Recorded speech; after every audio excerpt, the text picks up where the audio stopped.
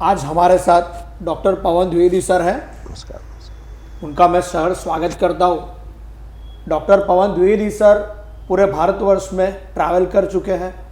वो विद्यार्थियों के और शिक्षकगण के बहुत फेवरेट है, बहुत सब लोग उन्हें बहुत चाहते हैं और उनका वक्तव्य भी उतना अच्छा होता है। तो आज हमारे बीच में वो कुछ ना कुछ डिस्कशन करने के लिए आए हैं, तो उस पर हम फोकस करेंगे और ध्यान से उनको सुनेंगे। वो हमारे लिए तो बहुत एक अच्छी बात है।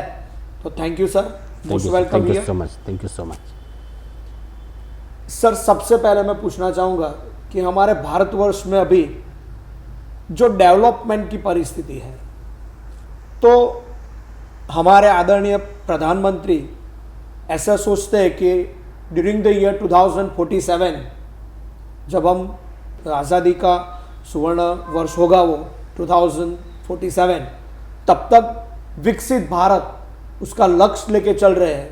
तो उस पर आप कुछ ना कुछ फोकस डालें सर। देखिए, ये तो बहुत लंबे समय से इस पर चर्चा चल रही है। सबसे पहले तो मैं आपको धन्यवाद कहना चाहता हूँ कि आपने आज इस प्लेटफॉर्म पर मुझे आमंत्रित किया है और मैं आपके सभी चाहने वाले और दर्शकों को प्रणाम करना चाहता हूँ। जैसा कि हम सब लोग जानते हैं कि 19वीं सदी ऐसा माना जाता है कि यूरोप की सदी थी, 20वीं सदी अमेरिका की सदी थी और 21वीं सदी भारतवर्ष की है, 22वीं सदी ऐसा माना जा रहा है कि अफ्रीका की सदी है। तो ये एक्चुअली हमारा टर्न ही है। 21वीं सदी में भारत को विकसित होना ही है, ये पहले से ही एक धारणा चली आ रही है। और आप पाएंगे कि एशिया की सदी जब शुरू हुई तो उसमें सबसे पहले शुरुआत में Japan, Hong Kong, Singapore, China, Vietnam, ये सब डेवलप हुए। अब इसके बाद टर्न भारतवर्ष और भारत के आसपास के जो सब कॉन्टिनेंट स्टेट्स हैं, चाहे अफगानिस्तान है, पाकिस्तान है, श्रीलंका है, ईरान है, बांग्लादेश है, भूटान है, म्यांमार है, भारतवर्ष है, ये हम सबका ये टर्न है। और हमारा मानना है कि सबसे ज़्यादा यूथ भी हमारे पास है, तो जिनके पास यूथ होगा वही विकास करेंगे। तो चूँकि हमारे पास इस समय दुनिया के सबसे ज़्यादा यूथ हैं, तो हमारे पास विकसित होने की भी प्रोबेबिलिटी सबसे हाई है। सो 2047 में जब हम विकसित होने की बात कर रहे हैं, तो सबसे ज़्यादा दारोमदार जो है भारत के युवाओं के ऊपर है। और वो युवा जो इस समय लगभग आप मान के चलें 20 से 45 या 50 के बीच में हैं, क्योंकि वो लोग हैं जिनके पास लगभग वो सारी फैसिलिटीज़ अवेलेबल हैं जो शायद हमने इतिहास में कभी कल्पना नहीं की थी। आज हमारे पास हाईवेज हैं, आज हमारे पास इंटरनेट है, इलेक्ट्रिसिटी हमारे पास प्रचुर मात्रा में अवेलेबल है। तो इलेक्ट्रिसिटी है, हर तरह के रिसोर्सेज अवेलेबल हैं। हम दुनिया के सबसे बड़े कंज्यूमर मार्केट में से एक मार्केट हैं। तो जितनी भी चीज़ें विकास करने के लिए जो भी रिसोर्सेज चाहिए, रिसोर्सेज के मामले में भारतवर्ष इस समय दुनिया का सबसे बड़ा मार्केट है। तो हमको सिर्फ उन रिसोर्सेज का उपयोग करना है, अपॉर्चुनिटी को एनकरेज करना है। अगर हम दो चीज़ों को व्यवस्थित करें तो पूरा का पूरा हम विश्वास के साथ कह सकते हैं कि 2047 तो बहुत दूर की बात है, उसके पहले ही भारतवर्ष विकसित भारतवर्ष बन जाएगा और हम उस दिशा में चल रहे हैं, सफल भी होंगे, ये पूरा हमें विश्वास है। बहुत बढ़िया सर, बहुत बढ़िया। आपने जैसे बोला कि यंगस्टर्स बहुत बड़ा रोल प्ले कर सकते हो, तो मैं यंगस्टर्स और अपनी एजुकेशन, भारतवर्ष की जो एजुकेशन की नीति है, तो ये दोनों का क्या रोल रहेगा विकसित भारत में? मैं थोड़ा सा एक इंटरेस्टिंग फैक्ट आपको बताऊं। अभी कुछ महीने पहले न्यूज़पेपर में आप लोगों ने चर्चा पढ़ी होगी कि भारतवर्ष अपना 100 टन सोना वापस लेकर के आया। हाँ। तो जब ये 100 टन सोना की बात चल रही थी तो बहुतों को ऐसा था कि ये सोना गया कहाँ था कि हम वापस लेकर के आए। तो थोड़ा सा हम इतिहास में जाते हैं। इतिहास इतना बड़ा नहीं है। आज के युवाओं को इतिहास की बात करिए तो उनको लगता है कि आप कहाँ प्रवेश कर रहे हैं, लेकिन ये इतिहास नहीं है। आपके जो पेरेंट्स वाली जो पीढ़ी है उनका वर्तमान था। जब हम लोग 10वीं 11वीं 12वीं में पढ़ाई करते थे उस समय 1990-91 के आसपास भारत लगभग कंगाल होने की तैयारी में था। हमारे पास लगभग 15-20 दिन के आसपास के लिए फॉरेक्स बचा था, डॉलर हमारे पास था नहीं, और हमारा सबसे बड़ा क्रूड ऑयल एक्सपोर्टर इराक, उसके ऑलरेडी वो लड़ाई में था, तो उसके ऊपर चारों तरफ से रिस्ट्रिक्शंस थे। ऐसे में हमको कैसे सरवाइव करें, बहुत बड़ा क्वेश्चन था। तो भारत सरकार ने सोचा कि क्यों ना हमारे पास जो आरबीआई में गोल्ड रखा है उसको गिरवी रख करके हम डॉलर ले लेते हैं और उस डॉलर से हम देश को मैनेज करेंगे। लेकिन किसी तरह से ये जो गुप्त योजना थी ये बाहर निकल आई और एक नेशनल न्यूज़पेपर ने फुल पेज जो है एक न्यूज़ छाप दिया कि भारत सरकार भारतीयों को बताए बिना भारत का सोना विदेशों में गिरवी रखने की तैयारी कर रही है। यहाँ पर युवाओं के लिए एक बहुत इंपॉर्टेंट मैसेज मैं देना चाहता हूँ। 91-92 में जब ये परिस्थिति खड़ी हुई समीर सर, और आप भी उसमें स्कूल में रहे होंगे, मैं भी स्कूल में ही था। मैंने तो बहुत सारे डिबेट कॉम्पिटिशन्स में पार्टिसिपेट तब भी करता था, कॉलेज लाइफ में भी करता रहा। उस समय हर स्कूल, कॉलेज, यूनिवर्सिटी में ये डिबेट का विषय होता था कि आखिर भारत के पास फॉरेक्स क्यों नहीं है, डॉलर क्यों नहीं है, पाउंड क्यों नहीं हमारे पास फॉरेन करेंसी क्यों नहीं है, क्योंकि हमारी आवश्यकता थी कि हमारे पास फॉरेन करेंसी हो। आखिर हम कंगाल क्यों हो रहे थे, क्योंकि हमारे पास फॉरेन करेंसी नहीं थी। तो हमने सरकार से सवाल पूछा और फिर हमको पता चला कि 200 साल पहले 1757 में हम पहली लड़ाई ईस्ट इंडिया कंपनी के आगे हार गए थे प्लासी में। मराठों की लड़ाई हमने 1818 के आसपास हम अंतिम लड़ाई लड़े थे। मतलब हम लगभग आप देखेंगे तो 50 साल के समय ड्यूरेशन में एक कंपनी आकर के भारत के सारे रियासतों को लड़ाई हरा करके और भारत को 123 साल तक गुलाम बना करके रखा। तो हमारे अंदर एक जेनोफोबिक फीलिंग बिल्ड हुई। जेनोफोबिक पता होता है फियर ऑफ फॉरेनर्स। तो हमको विदेशियों का डर क्रिएट हो गया कि विदेशी आएंगे तो हमको गुलाम बना देंगे। और यही कारण था, आपको याद होगा 1978 के आसपास में हमने कोका कोला बहुत सारी कंपनियों का पूछ भी किया। हाँ। हमको लगा विदेशी कंपनियां हमको वापस गुलाम बना देंगी। तो चूंकि विदेशी कंपनी आ नहीं रही थी, विदेशी टेक्नोलॉजी नहीं आ रही थी, हम बहुत ज़्यादा रिसर्च इनोवेशन में जा नहीं रहे थे, तो हमारे पास ऐसा कोई प्रोडक्शन नहीं था, ऐसे कोई हम मैन्युफैक्चरिंग नहीं कर रहे हैं जो हम विदेशों में बेचें। हम बेचेंगे तो कमाएंगे तो फॉरेक्स आएगा। हमने सरकार पे प्रेशर डाला कि आप बॉर्डर खोलें, हम विदेशी कंपटीशन फेस करने को तैयार हैं। समीर सर, आपको अच्छे से याद होगा और आप तो कॉमर्स के विद्यार्थी रहे हैं और बहुत ही पॉपुलर अध्यापक भी हैं कि लिबरलाइजेशन, प्राइवेटाइजेशन, ग्लोबलाइजेशन जब हमने एक्सेप्ट किया 92 में, नरसिम्हा राव सरकार की लीडरशिप में हमने स्वीकार किया। उस समय हम तैयार नहीं थे विदेशी कंपटीशंस के लिए, लेकिन हमारी एक तैयारी जरूर थी। 1834 में अंग्रेजों का एक रिप्रेजेंटेटिव आया जिनका नाम था मकाउले, जिसको अंग्रेजी में लॉर्ड मकाउले कहते हैं, मैं मकाउले कहता हूँ। सो मकाउले ने इस उद्देश्य से अंग्रेजी भारत में इंट्रोड्यूस किया कि भारतीयों को अंग्रेजी सिखाया जाए और वर्षों तक इनको गुलाम रखा जाए। उनकी मनसा जरूर ही हमारे लिए खराब थी, लेकिन हमने अंग्रेजी को एक भाषा के तौर पर सीखा। जैसे मेरी मातृभाषा है, जैसे मेरी राष्ट्रभाषा है, वैसे अंग्रेजी को हमने एक अंतर्राष्ट्रीय भाषा समझ करके सीखा कि अंग्रेजी आनी चाहिए, अपनी भाषा के कॉस्ट पे नहीं। हमको हिंदी भी आती है, गुजराती भी आती है, हमारी जो मदर टंग है भोजपुरी, मैं भोजपुरी भी अच्छी बोलता हूँ, संस्कृत भी आती है, अंग्रेजी भी आती है। ये हमने सीखा और इसका फ़ायदा हमको 92 में मिला। जब बॉर्डर्स खुले तो बॉर्डर हमारे सिर्फ थोड़ा खुले थे, विदेश के भी बॉर्डर खुले, तो हम हज़ारों की संख्या में विदेश गए। और आज नासा में 36% साइंटिस्ट भारतीय हैं। आज वर्ल्ड बैंक जो लीड कर रहे हैं डॉक्टर अजय बंगा, वो भारतीय हैं। मतलब हमको स्किल आती थी, हम सर्वाइव कर गए। तो यूथ का मतलब ये नहीं होता है कि जब भी सरकार हमको लगे कि कुछ नहीं कर पा रही है तो हम आंदोलन कर दें, जैसे पड़ोसी देशों में हो रहा है। यूथ का काम है कि सरकार को रास्ता दिखाए। हमने सरकार को रास्ता दिखाया कि आप बॉर्डर खोलो। आज हम विदेश में जाकर दुनिया की अकेली ऐसी कम्युनिटी है, एनआरआई कम्युनिटी, जो दुनिया में सबसे ज्यादा पैसा कमा के अपने देश को भेजती है। हमने सरकार को रास्ता दिखाया। आज हम फॉरेक्स के मामले में चौथे नंबर पर हैं। तीसरे नंबर पे स्विट्जरलैंड, वहां पे भी पैसा हमारा ही है। हमारा पैसा निकालना तो हम तीसरे नंबर पे होंगे, स्विट्जरलैंड 10 से बाहर होगा।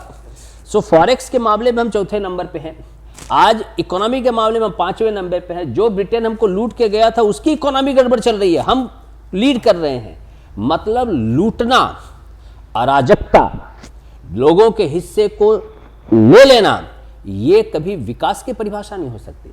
विकास की परिभाषा है स्किल डेवलपमेंट, परिश्रम, और परिश्रम के साथ अपने अधिकार, हमारा जो हक है उसके लिए युद्ध लड़ना। ये युवाओं की जिम्मेदारी है। हमारे युवा चाहे अनचाहे कुछ कॉन्स्पिरेसीज में फंस करके कई बार ऐसे रास्ते पकड़ लेते हैं जो राष्ट्र के लिए, समाज के लिए एक गलत पैटर्न होता है और लॉन्ग रन में हम उसकी बड़ी हैवी कॉस्ट पे करते हैं। मेरा मानना है कि युवाओं को राष्ट्र के प्रति बड़ा ही संवेदनशील रहना चाहिए और ग्लोबल कॉन्स्पिरेसीज को समझ करके राष्ट्र निर्माण में लगे रहना चाहिए। सही बात है सर। यंगस्टर्स राष्ट्र निर्माण के रास्ते में स्पिरिचुअल ट्रेडिशनल जो थिंग्स होती है उसको साथ लेके मॉडर्नाइजेशन को कैसे कंपेयर करें? सर, मॉडर्नाइजेशन और स्पिरिचुअलिटी कोई अलग अलग विषय नहीं है। जब मैं सुबह उठता हूँ और अपने माता पिता को प्रणाम करता हूँ, अपने घर के बड़े बुजुर्गों को प्रणाम करता हूँ, तो ये मेरे लिए अपने घर के उन लोगों को साथ लेके चलने की बात है जिनका अनुभव मुझसे लगभग डबल है। यस। तो इसको मॉडर्नाइजेशन कहें, स्पिरिचुअलिटी कहें, ये एक क्वेश्चन है। हमारे आसपास में जो अनुभवी लोग हैं उनसे मिलना, उनसे बैठ के बातें करना, ये स्पिरिचुअलिटी भी है और मॉडर्नाइजेशन भी है, क्योंकि उनके जो वर्षों का अनुभव है वो मुझे आगे ले जाने में मददरूप होगा। तो स्पिरिचुअल का अर्थ होता है मानसिक तौर पे शांति। आज आप पाएंगे कि देश में साइकोलॉजिस्ट की आवश्यकता दिन प्रतिदिन बढ़ती जा रही है। उसके पीछे का कारण क्या है? तो आप याद करिए, एक समय था कि शाम के समय में गांव में, मैं गांव से आता हूं, गांव के समय में मुझे याद है मेरे दादाजी रोज शाम को रामायण, महाभारत, इस तरह की अनेकों कथाएं, रोज शाम को एक कथा वो करते थे और गांव के अनेकों बूढ़े लोग, यूथ, युवा, महिलाएं आकर के बाहर बैठते थे, कथाएं सुनते थे। और सिर्फ अकेले नहीं थे, गांव में ऐसे कई पढ़े लिखे लोग थे जो इस तरह के कार्य करते थे। तो लगभग हर मोहल्ले में इस तरह की चीज़ें चलती थी। तो शाम का जो समय होता है जब सूर्य अस्त हो रहा है और रात प्रारंभ हो रही है, जिसको हम कई बार राहु काल भी कहते हैं हमारे ज्योतिष की भाषा में, ये ट्रांसमिशन फेज है। आप पाएंगे कि ये समय है जब अधिकतर लोग थोड़ा सा बैकफुट पे जाते हैं, थोड़ा डिप्रेशन वगैरह वाली फीलिंग भी आने लगती है। तो इस समय हम भजन करते थे, कीर्तन करते थे, मंदिर में आरती करते थे, इस समय हनुमान चालीसा करते थे, कथाएं सुनते थे, बड़े बुजुर्गों से हम उनके अनुभवों की बातें सुनते थे। पर समय के साथ हमने अपने जीवन से इतनी प्यारी परंपरा निकाल दी। On the name of modernisation हम लोगों ने शाम को बैठ के पार्टियां करनी शुरू कर दी। हम शाम को कुछ चित्र विचित्र काम हमने प्रारंभ करना शुरू कर दिया। और आज आप पाएंगे कि उन्हीं हरकतों के नाते जितनी भी इस समय मार्केट में सबसे ज़्यादा सिम्टम्स पाए जा रहे हैं, चाहे सुसाइडल सिम्टम्स हों, चाहे डिप्रेशन के सिम्टम्स हों, चाहे मानसिक डिस्टर्बेंस के सिम्टम्स हों, ये सब क्यों हो रही हैं? क्योंकि जो हमारी स्पिरिचुअलिटी के नाम पे प्रैक्टिस शाम को थी वो हमने ख़त्म कर दी। अभी भी समय है कि अगर युवा शाम को एक्सरसाइज करें, वॉक करें, बड़े बुजुर्गों के साथ बैठे, कीर्तन करें, धार्मिक किताबें अनुभव के आधार पर, अनुभव के लिए पढ़े, अनुभव वाले लोगों के साथ बैठ कर के समय निकालें, तो ये उनको एक बेहतर मेंटल हेल्थ की तरफ लेकर के जाएगा और बहुत सारी नेगेटिविटी उसके जीवन से निकाली जा सकती है अगर वो शाम अपना सही लोगों के नाम रजिस्टर कर दें। फिर भी अभी थोड़े क्वेश्चन मैं पूछना चाहूँगा। अब हमारे यंगस्टर्स को कुछ ना कुछ ऐसा प्रोजेक्ट दिखाए या कुछ वे दिखाए कि जिसके कारण भारत का निर्माण अच्छी तरीके से हो सके और वो यंगस्टर्स उसमें ज़्यादा से ज़्यादा कंट्रीब्यूट कर सके।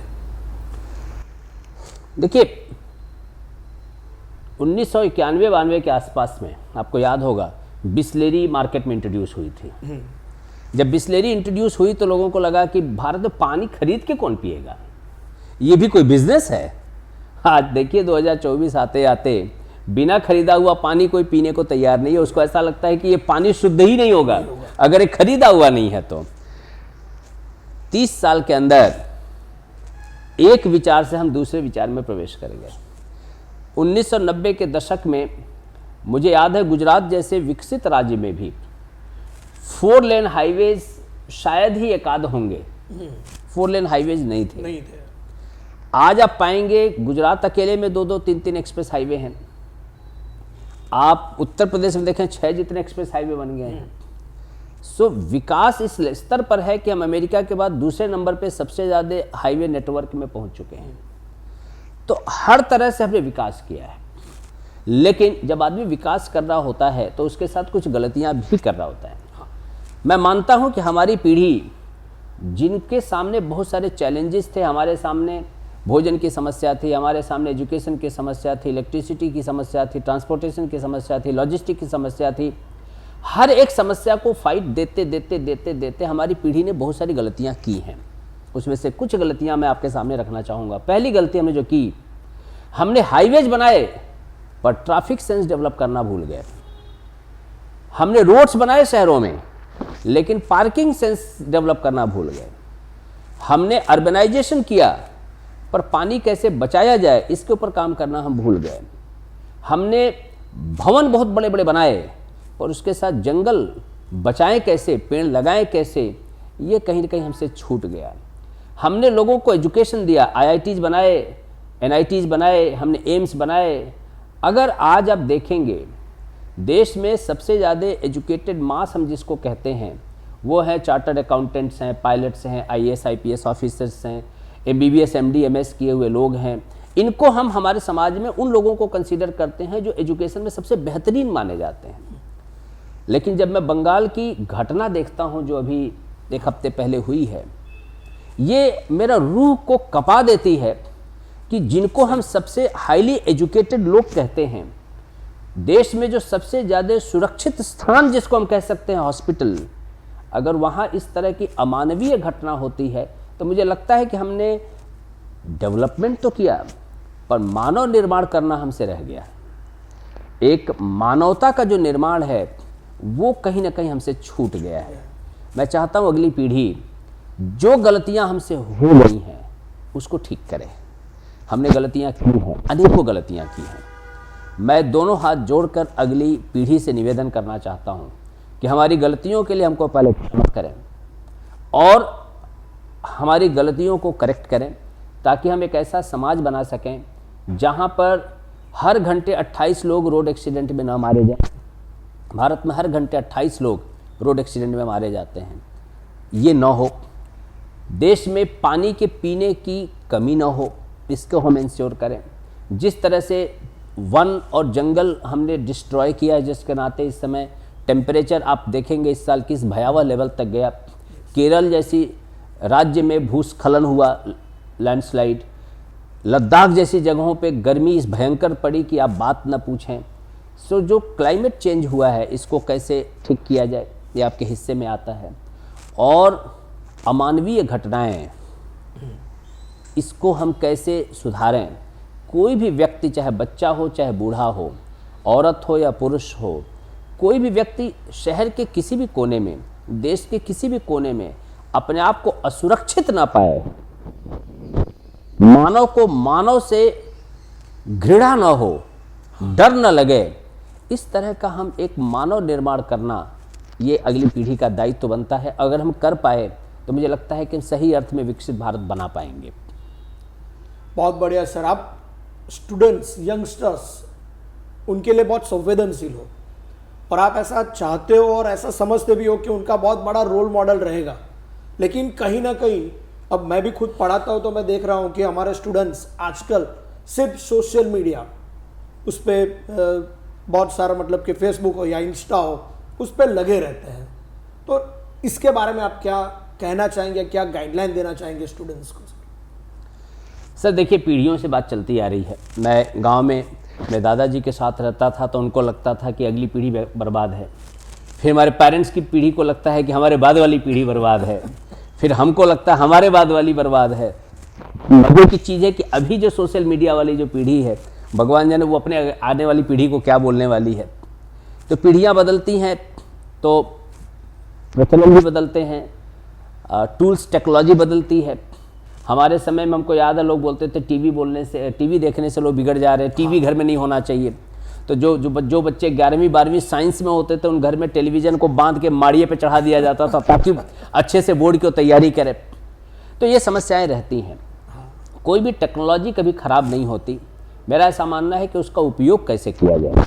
हमको याद है, हम जब हमारे धार्मिक ग्रंथ पढ़ते हैं, हमारे स्क्रिप्चर्स पढ़ते हैं, तो वही हथियार महादेव से, भगवान इंद्र से, भगवान ब्रह्मा से, भगवान विष्णु से असुर भी प्राप्त करते थे, सुर भी प्राप्त करते थे। हथियार सेम होता था, लेकिन जो हथियार का उपयोग मानव कल्याण के लिए करता था उसको हम सुर कहते हैं, और जो उसी हथियार का उपयोग मानव अथवा तो लोगों के नुकसान के लिए करता था उसको हम असुर कहते हैं। हथियार वही था, वही वरुणास्त्र, वही अग्नास्त्र, सब अस्त्र वही हैं। आपके पास जो टेक्नोलॉजी आती है उस टेक्नोलॉजी का उपयोग करके आप लोगों के जीवन में क्या, इसी सोशल मीडिया का उपयोग करके लोग बहुत लोगों का जीवन बचा देते हैं।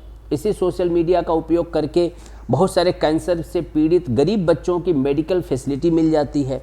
तो सोशल मीडिया ये एक वरदान है हमारे जीवन में, पर हम उसको अगर हम एक अच्छे अस्त्र के तौर पर उपयोग करें तो हमारा दुर्भाग्य ये है कि हम चीज़ों का सदुपयोग सीखने से पहले दुरुपयोग सीख जाते हैं, और दुरुपयोग सीखने के नाते हम बर्बाद हो जाते हैं। मैं समीर सर आपको बात बताऊं, जब भी कोई समाज विकसित होता है तो उसको पसंद करने वाले लोग कम और उसे ईर्ष्या करने वाले लोग बढ़ते हैं। आपको क्या लगता है कि अफगानिस्तान अपने आप बर्बाद हो गया होगा? आपको क्या लगता है कि पाकिस्तान अपने आप बैंकरप्ट हो गया होगा? आपको क्या लगता है कि श्रीलंका में जो पॉलिटिकल टर्मोइल हुआ वो अचानक हो गया होगा?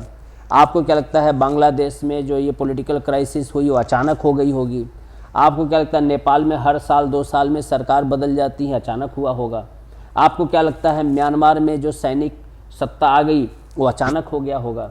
क्या भारत में अलग अलग शक्तियाँ जो एक्टिव हैं, जो चाहती हैं कि सरकार स्टेबल ना रहे, या अचानक हो रहा है? ये सब सोची समझी प्लान के तहत है। अब ऐसे में युवाओं को समझना पड़ेगा कि उनके विरुद्ध क्या क्या षड्यंत्र है। मैं एक षड्यंत्र आपके सामने रखना चाहूँगा, यहीं से बहुत सारी बातें आपको पता चल जाएंगी। पूरी जगत जानता है कि भारत के पास 60 से 70 करोड़ का युवा वर्ग है, और अगर ये सही दिशा में चैनलाइज हो गया, ये स्किल्ड मैन पावर में कन्वर्ट हो गया, ये एक दिशा में अलाइन होकर के अगर इन्होंने काम कर दिया, तो आने वाले वर्षों वर्षों तक भारतवर्ष दुनिया के शिखर पर होगा। अब इनको मालूम है, इन्होंने बहुत सारी चीज़ें करके देख ली कि भारत में वो काम करना इतना आसान नहीं है जितना उन्होंने पड़ोसी देशों में कर लिया। तो यहाँ पे युवाओं को बर्बाद कैसे किया जाए, उसका एक सबसे बड़ा तरीका है हमारे युवाओं को किसी न किसी नशे में उलझा दिया जाए। चाहे वो वीडियो गेम का नशा हो, चाहे वो सोशल मीडिया का नशा हो, चाहे वो नारकोटिक्स का नशा हो, चाहे वो चित्र विचित्र साइट्स देखने का नशा हो, चाहे रील देखने का नशा हो, चाहे वो पबजी का नशा हो, किसी न किसी नशा में हमारे युवाओं को ट्रैप कर दिया जाए। और अगर मेरा युवा उसमें ट्रैप हो गया तो अपने आप ही वो विकास से विचलित हो जाएगा, वो रास्ते से हट जाएगा, और अगर रास्ते से हट गया तो हमारा विकसित राष्ट्र बनाने का सपना अधूरा रह जाएगा। तो अगर हमको विकसित बनना है तो हमको देखना यह है कि ग्लोबल कॉन्स्पिरेसी से हम अपने आप को कैसे बचाएं। और अगर हमको गरीब ही रहना है और हम चाहते हैं कि हम भी उसी कतार में रहें जिसमें हमारे पड़ोसी हैं, तो फिर सारे एडिक्शंस के रास्ते इंटरनेशनल मार्केट खोल करके रखा हुआ है। आप किसी में भी फंसें, अपने आप को बर्बाद करें। राष्ट्र गरीब डेवलपिंग है, डेवलपिंग रहेगा। अभी हमारे पास सबसे ज़्यादा युवा हैं तो कल हमारे पास सबसे ज़्यादा बूढ़े होंगे, क्योंकि यही बूढ़े होने वाले हैं। तो जब बूढ़े होंगे तो कुछ कंट्रीब्यूट ना कर पाएंगे। तो आज डेवलपिंग है, कल गरीब होंगे। आज हम कमा के खा रहे हैं, जब बूढ़े हो जाएंगे तो भीख मांग रहे होंगे, एक दूसरे को लूट रहे होंगे, देश बर्बाद हो रहा होगा, अराजकता होगी, एनार्की होगी। चॉइस पूरा हमारे हाथ में है। हम विकसित होना चाहते हैं कि बर्बाद होना चाहते हैं, और इन दोनों के बीच में एक ही चीज़ है सर, वो है नशा। नशा चाहे सोशल मीडिया का हो, चाहे नारकोटिक्स का हो, चाहे वो वीडियो गेम्स के हो, मतलब अलग अलग जो पबजी सब्जी है ये है, चाहे जो रील बनाने वाली जो कार्यक्रम है ये है, चाहे अनेकों। चॉइस युवाओं के हाथ में है, वो कौन सा रास्ता पकड़ना चाहते हैं। धर्मयुद्ध प्रारंभ हो चुका है, एक तरफ कौरव है, एक तरफ पांडव हैं। भगवान श्री कृष्ण भगवद गीता में कहते हैं, व्यवसात्मिका बुद्धि रेके कुरनंदना बहुशाखा हनंताश्च बुद्धियो व्यवसाय नाम।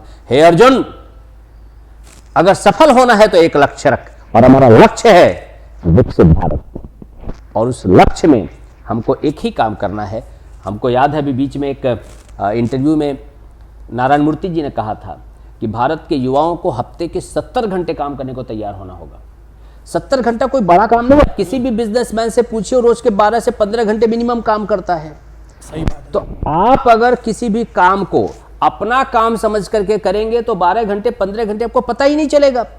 लेकिन यदि आप ये करते हैं कि रघुपति राघव राजा राम, जितनी सैलरी उतना काम, तब तो समझो आपको 8 घंटा काम करना भी आपको टफ लगेगा। 12 घंटे 15 घंटे काम करना कोई बड़ा काम नहीं है, बशर्ते आप काम को राष्ट्र निर्माण के लिए समझ करके करें। आपको सफाई का भी काम मिले तो आप ये समझो कि मैं राष्ट्र के लिए सफाई कर रहा हूं। मुझे अगर टीचर का काम मिला है तो मैं ऐसा पढ़ाऊं कि मैं राष्ट्र निर्माण कर रहा हूं। मैं इलेक्ट्रीशियन का काम कर रहा हूं तो मैं ऐसा इलेक्ट्रीशियन करूं कि राष्ट्र निर्माण का काम कर रहा हूं। जो भी काम करूं मैं राष्ट्र निर्माण को ध्यान में लेकर के करूं। तो मैं सर पूरे विश्वास के साथ कहना चाहता हूं कि काम करने में मजा भी आएगा, पैसा भी मिलेगा, सेटिस्फैक्शन भी मिलेगा और देश विकसित भी होगा। एक पंथ हजारों काम। Very fantastic advisers to youngster by Pavan sir. Sir, आप यंगस्टर्स को इतना चाहते हैं, हम समझ सकते हैं, और यंगस्टर से आपको उम्मीद भी ज़्यादा है। तो यही यंगस्टर्स जॉब अपॉर्चुनिटी क्रिएट करें, एंटरप्रेन्योरशिप डेवलप करें, तो उसके बारे में कुछ ना कुछ फोकस करें उस पर। देखिए सर, जब मकाउले ने अंग्रेजी इंट्रोड्यूस किया तो अंग्रेजी इंट्रोड्यूस करने के पीछे का जो मेन उद्देश्य यही था कि हमको जीवन पर्यंत जॉब ओरिएंटेड, एम्प्लॉयमेंट ओरिएंटेड बना के रखा जाए। क्योंकि हमारा जो 2 पीढ़ी अब पहले जाएं, जैसे मेरे दादाजी की जो पीढ़ी है उनको नौकरी करना पसंद नहीं था, मतलब नौकरी उनके समझ से परे था, वो नौकरी करने के लिए पैदा ही नहीं हुए थे। हम ओरिजिनली भारतीय लोग एंटरप्रेन्योर्स हैं, हम अपना स्वतंत्र कार्य करने वाले लोग रहे हैं।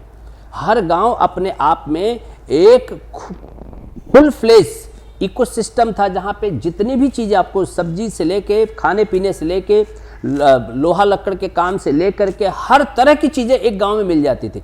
एक गांव अपने आप में कंप्लीट इकोसिस्टम था जहां पे हर तरह का व्यवसाय। हम 2 चीज रखते थे उस समय, एक चल और एक अचल। चल और अचल का अर्थ है, अचल मतलब खेती, तो लगभग हर व्यक्ति खेती में था और खेती सीजनल था। उस खेती में चाहे सब्जियां हो, चाहे दलहन तलहन हो और चाहे चावल धान गेहूं वगैरह हो, तो हम उन खेत के माध्यम से एक चल संपत्ति जो फिक्स था कि इतना हर साल होना है। और अचल में कोई पंडिताई करता था, कोई बाल काटने का काम करता था, तो कोई लोहे का काम करता था, तो कोई अलग अलग तरह, कोई फर्नीचर का काम करता था। तो सब लोगों ने 2 अर्निंग सोर्स जनरेट करके रखे थे। हाँ। हमने जो समय के साथ गलती की, हम एक इनकम सोर्स पर डिपेंडेंट हो गए और ये हमको भारी पड़ा। स्किल डेवलप करोगे तो आप सेकंड इनकम सोर्स जनरेट कर पाओगे। और इसके ऊपर बीच में काफ़ी चर्चा भी हुई थी, राइट। फिर बाद में विप्रो वगैरह के ने चर्चा प्रारंभ की थी, फिर वो चर्चा अपने आप खत्म हो गई थी। ये एक पॉइंट है कि आपके पास स्किल होगा तो आप सेकंड इनकम सोर्स जनरेट कर पाएंगे, और सेकंड इनकम सोर्स रहेगा तो आपको जितनी जरूरत पड़ेगी उतना पैसा आप एक्स्ट्रा कमा सकते हो। द सेकंड इंपॉर्टेंट पॉइंट है कि जॉब अथवा तो एम्प्लॉयमेंट यह और बिजनेस एसोसिएट होना, ये 2 अलग अलग टर्म है। मैं जब किसी ऑर्गेनाइजेशन में काम करूं और मैं एम्प्लॉय के तौर पे काम करूं तो मेरी नौकरी हमेशा खतरे में है। लेकिन मैं ऑर्गेनाइजेशन में बिजनेस एसोसिएट समझ के काम करूं तो मेरी नौकरी कभी खतरे में नहीं है। दुनिया में कोई भी एम्प्लॉयर, कोई भी सेठिया ऐसे आदमी को नहीं जाने दे सकता जो उस बिजनेस को अपना बिजनेस समझ के करता है, क्योंकि उसको मालूम है कि पैसा वैल्यू एडिशन कर रहा है। yes. और जो थर्ड चीज है एंड वो है कि हम हमारा खुद का इनोवेशन करके खुद का बिजनेस शुरू करें। उसमें उद्देश्य बड़ा क्लियर होना चाहिए कि मैं कमा करके लंबी गाड़ी खरीद लूं और वर्ल्ड टूर करूं, बड़ा सा मकान बना लूं। अगर इस भावना के तहत कोई बिजनेस शुरू करता है तो वो बिजनेसेस हैंड टू माउथ ही रह जाते हैं। जिस दिन बिजनेस में ये भावना हुई कि मेरे बिजनेस के नाते सैकड़ों, हजारों, लाखों लोगों के जीवन में बदलाव आने जा रहा है, मेरे बिजनेस के नाते लोगों के जीवन में बदलाव आने जा रहा है, मेरे बिजनेस के नाते मैं 100-200 परिवारों को भोजन करा पाऊंगा और उनका परिवार मेरे नाते चलेगा, जिस दिन दूसरों के उत्थान को ध्यान में रख करके मैं बिजनेस का सोचूंगा, वो बिजनेस चलेगा चलेगा और चलेगा। लेकिन अगर हम ये सोच के बिजनेस करें कि नहीं, मुझे प्रॉफिट कमा लेना है और मुझे एक रिच व्यक्ति बन जाना है और उसके बाद मैं दुनिया को बता दूंगा मैं क्या क्या खरीद सकता हूं, तो ऐसे लोगों को आज तक कभी मैंने बिजनेस में सफल होते, रिच होते नहीं देखा है। इसीलिए आप देखेंगे जितने भी बड़े बिजनेसेस जो वर्षों वर्षों तक टिके रहते हैं वो हैं जो फिलैंथ्रोपिक एक्टिविटीज करते हैं, समाज सेवा में लगे रहते हैं और समाज में को ध्यान में रख करके काम करते हैं। आप अभी रिसेंटली पाएंगे मुकेश अंबानी ने अपने लड़के की शादी की बहुत चर्चा चली, बहुत मेम्स चले, पर सर आप एक चीज मार्क किया होगा आपने, हजारों करोड़ की शादी में जो मैंने पढ़ा है, जो मैंने इंफॉर्मेशन कलेक्ट की है, एक भी डिश नॉनवेज सर्व नहीं हुआ है। सही बात है। और लीकर बिल्कुल नहीं। लोगों के लिए कंज्यूमर प्रोडक्ट हो सकता है, जो खाते पीते हैं उनके लिए ठीक है, लेकिन मेरे घर का संस्कार अलाउ नहीं करता, तो हम सर्व नहीं करेंगे। हम सारी चीजें करेंगे, हमको दुनिया भर के डांसर बुलाने हैं बुलाएंगे, दुनिया भर के एक्टर्स बुलाएंगे, लेकिन जब पूरी शादी होगी तो वहां पे सारे धर्माचार्य होंगे, पूरी विधि विधान से, पूरी हमारे संस्कार और संस्कृति के को ध्यान में रख करके हम शादी करेंगे। ये मैसेज उन्होंने बड़ा स्ट्रांगली दिया, और शादी भारतवर्ष में करेंगे। बहुत सारे सफल लोग जो जाके लंदन में, इटली में शादियां करते हैं, उनकी तरह नहीं, भारत में शादी करेंगे, जामनगर अपने नेटिव पे आके करेंगे, ताकि लोगों को बिजनेस मिले, लोगों को सीख मिले, लोग जाने, और दूसरे लोग भी अपने नेटिव प्लेस पे जा करके इसी तरह की एक्टिविटी शुरू करें, ताकि उनका नेटिव प्लेस, उनका गांव, उनका पूर्वजों की जो पुश्तैनी जो जगह हैं वो भी फ्लरिश करें। बिजनेस जब भी करते हैं हम इन सब चीज़ों को ध्यान में रख करके करें, तो मुझे विश्वास है कि सफल होने से कोई नहीं रोक पाएगा। बहुत बढ़िया सर।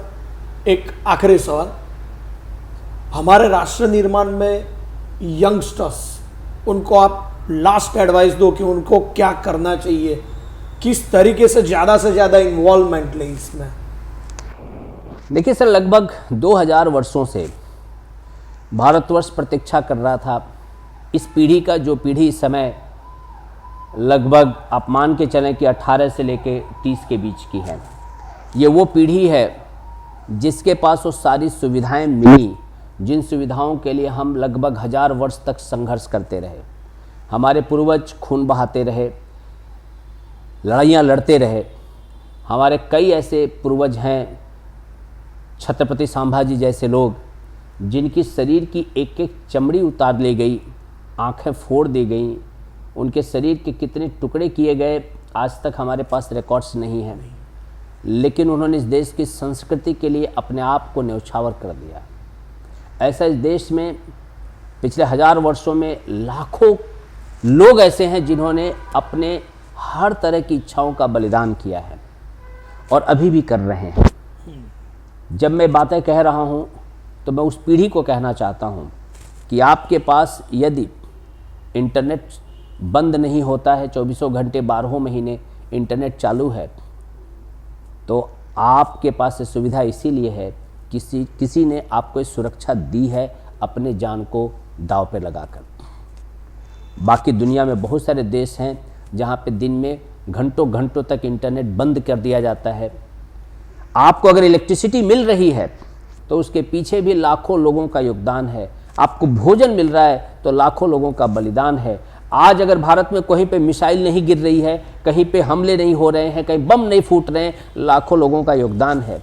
यहाँ तक पहुँचाते पहुँचाते हमारे पूर्वजों ने अपने आप को खपा दिया है, और उनकी प्रतीक्षा थी कि एक दिन एक ऐसी पीढ़ी आएगी जिसके पास वो सारी सुविधाएं होंगी, उनके पास भोजन होगा, उनके पास इंटरनेट होगा, उनके पास इलेक्ट्रिसिटी होगी, उनके पास किताब होगा, उनके पास गाइडेंस होगा, उनके पास स्कूल होगी, उनके पास कॉलेजेज होंगे, उनके पास यूनिवर्सिटी होगी, उनके पास रोड्स होंगे, उनके पास इंफ्रास्ट्रक्चर होगा, उनको हर तरह की सुविधा दुनिया की होगी, ताकि वो पीढ़ी भारतवर्ष को दुनिया के शिखर पर ले जाकर खड़ा करे। और वो पीढ़ी इस समय इस देश में युवा के नाम पर खड़ी है। समय आ गया है कि हमारे हजारों वर्षों तक जो हमने संघर्ष किया है, उस संघर्ष को जब नेक्टर में कन्वर्ट करना है, अमृत में कन्वर्ट करना है, इस अमृत काल में अमृत हमको चखना है, उस समय 10 साल हम सिर्फ अपने आप को संभालना है। 10 साल संभालना है, पूरा फोकस होकर। लास्ट की फाइट चल रही है, पूरा फोकस होकर आप जो कर रहे हैं, आप बीए कर रहे हैं, अच्छे से अच्छे आप इकोनॉमिक्स के स्टूडेंट बने, अच्छे से अच्छे आप गुजराती के स्टूडेंट बने, अच्छे से अच्छे आप इंग्लिश के स्टूडेंट बने, आप अच्छे से अच्छे संस्कृत के स्टूडेंट बने, आप बीकॉम कर रहे, अच्छे से अच्छे अकाउंट के स्टूडेंट बने, इकोनॉमिक्स के व्यक्ति बने, आप डेटा एनालिसिस आप अच्छी करें, आप जो भी सब्जेक्ट पढ़ रहे हैं उसमें सबसे बेहतरीन बने। जितना बेहतरीन बनेंगे, मार्केट में एक्सपोर्ट्स की खूब डिमांड है।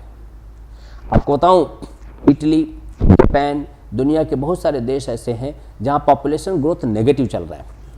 दुनिया चाहती है, और सबसे प्रीफर्ड लोग भारतीय हैं। वो चाहते हैं कि भारतीय उनके देश में आके बसे, ताकि उनके देश की जो डेमोग्राफी है वो मेंटेन्ड हो। लेकिन वो चाहते हैं वही लोग आकर के वहां बसें जो technically and professionally well qualified है। आप अच्छा पढ़ेंगे, अच्छे क्वालिफिकेशंस लेंगे, तो दुनिया के हर देश का रास्ता खुला है। दूसरी चीज़, अभी तक भारत ने यूरोप को बहुत ज़्यादा एक्सप्लोर नहीं किया है। आप पाएंगे तीसरे टर्म में हमारे आदरणीय श्रद्धेय प्रधानमंत्री नरेंद्र भाई मोदी जी लगातार यूरोप की यात्रा कर रहे हैं। पहले रूस गए, उसके बाद ऑस्ट्रिया गए, अभी पोलैंड गए, उसके बाद यूक्रेन गए हैं, उसके पहले इटली गए थे, उसके पहले बहुत सारे देशों में पिछले सेकंड टर्म में उन्होंने विजिट किया था। भारत चाहता है यूरोप के हर देश में हमारे युवा जा करके अपना झंडा बुलंद करें, लेकिन इसके लिए हमको उन देशों की राष्ट्रीय भाषाएं सीखनी पड़ेंगी, चाहे वो पॉलिश हो, चाहे फ्रेंच हो, चाहे जर्मन हो, चाहे रशियन हो, चाहे कोरियन हो, चाहे चाइनीज हो, चाहे जापानीज हो। हमको विदेशी भाषाएं सीखनी पड़ेगी। हमको अंग्रेजी आती थी तो हमने दुनिया पे रूल किया। अब समय आ गया है कि हमको हमारी भाषाएं भी आएँ, भारत के अपने अलग अलग राज्यों की भाषाएं भी सीखें, साथ साथ में 1, 2, 3 जितनी भी सीख सकते हैं।